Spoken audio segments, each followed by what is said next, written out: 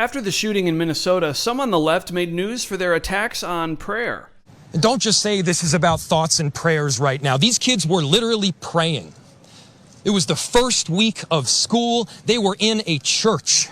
That sent chills up my spine. I'm sure everybody's spine when they heard the mayor say that. Forget about thoughts and prayers. These kids were literally praying when they were murdered through a church window. Praying is the problem here, not the solution. People use prayer instead of action. If prayer worked, a house of prayer wouldn't have just experienced this tragedy. Do these people think prayer is like a magic spell?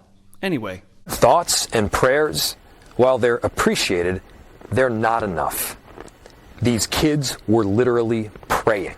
How many times have you heard politicians say that exact phrase before, and yet these school and church shootings happen again and again? The thoughts and prayers, I'm so beyond that nonsense, the lie of that. Prayer is not freaking enough. Prayers does not end school shootings. Prayers do not make parents feel safe sending their kids to school. Prayer does not bring these kids back. Enough with the thoughts and prayers. And yet again, like clockwork, half of the politicians in our country have little more to offer than thoughts and prayers. That is all they are offering. Join all of us in praying for the victims, was Vice President J.D. Vance's response today. That's what he said. You expressed a sentiment very far from thoughts and prayers. You said these children were probably praying when they were shot to death at Catholic school.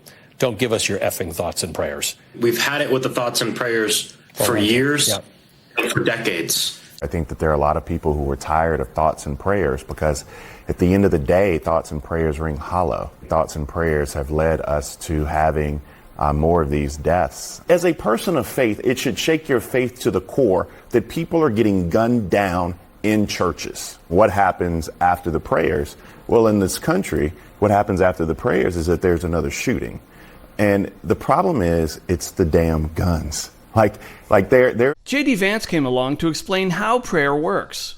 It is shocking to me that so many left-wing politicians attack the idea of prayer in response to a tragedy. Literally no one thinks prayer is a substitute for action. We pray because our hearts are broken and we believe that God is listening. You said thoughts and prayers ring hollow. I think thoughts and prayers are the most solid on days of tragedy for people who live their faith every day. And I think on a day like today, particularly in a church community, there are probably people praying harder for comfort today than they have ever prayed in their life.